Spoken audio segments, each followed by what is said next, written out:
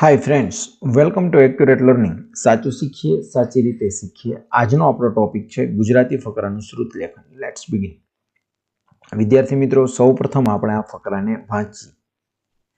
રમત બરાબર જામી છે. બાળકો વાનરની જેમ ઝાડ પર કૂદી રહ્યા છે.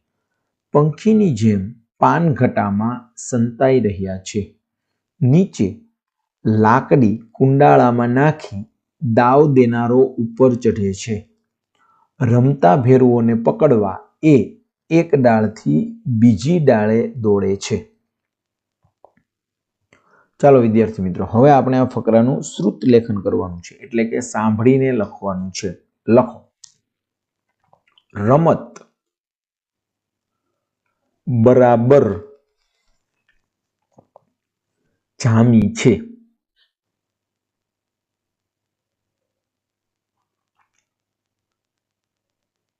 બાળકો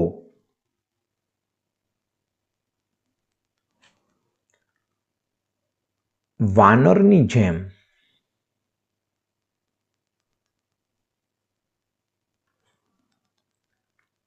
ઝાડ પર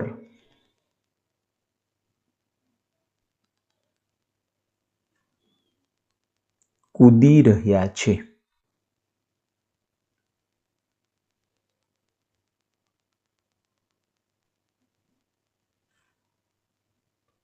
પંખીની જેમ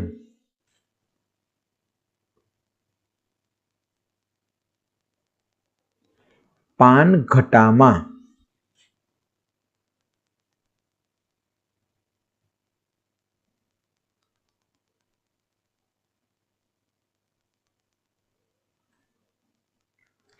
સંતાઈ રહ્યા છે.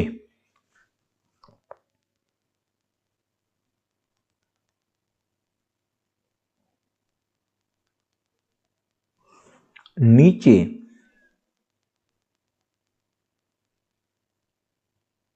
લાકડી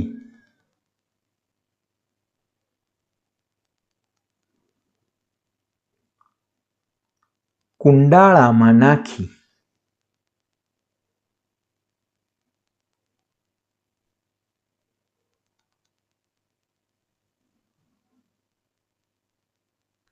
દાવ દેનારો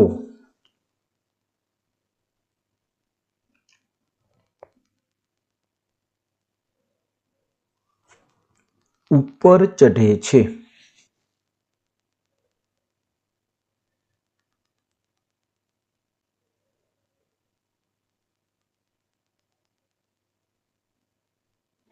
રમતા ભેરુઓને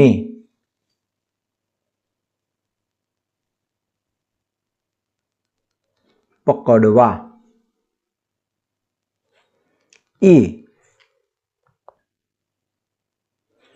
એક ડાળથી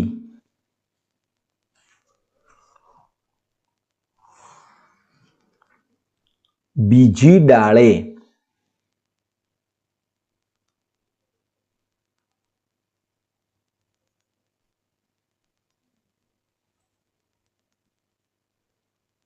દોડે છે.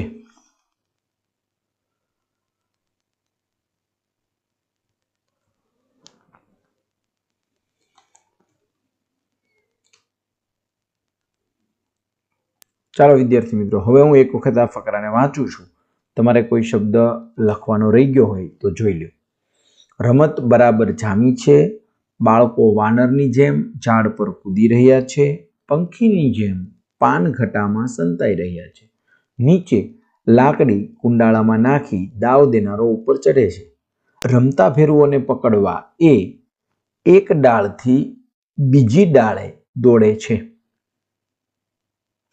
ચાલો, હવે સ્ક્રીન પર આ ફકરો દેખાય છે. તમારે તે જોઈ તમે નોટબુકમાં લખેલા ફકરાને જાતે ચેક કરવાનો છે. જે શબ્દ તમે લખવામાં ભૂલ કરી હોય કે જોડણીની ભૂલ કરી હોય તેની ફરતે રાઉન્ડ કરવાનો છે. વિરામચિહ્નોમાં કોઈ ભૂલ કરી હોય તો ત્યાં પણ રાઉન્ડ કરવાનો છે. નીચે તમારે ભૂલવાળા શબ્દો સાચી જોડણી સાથે લખવાના છે.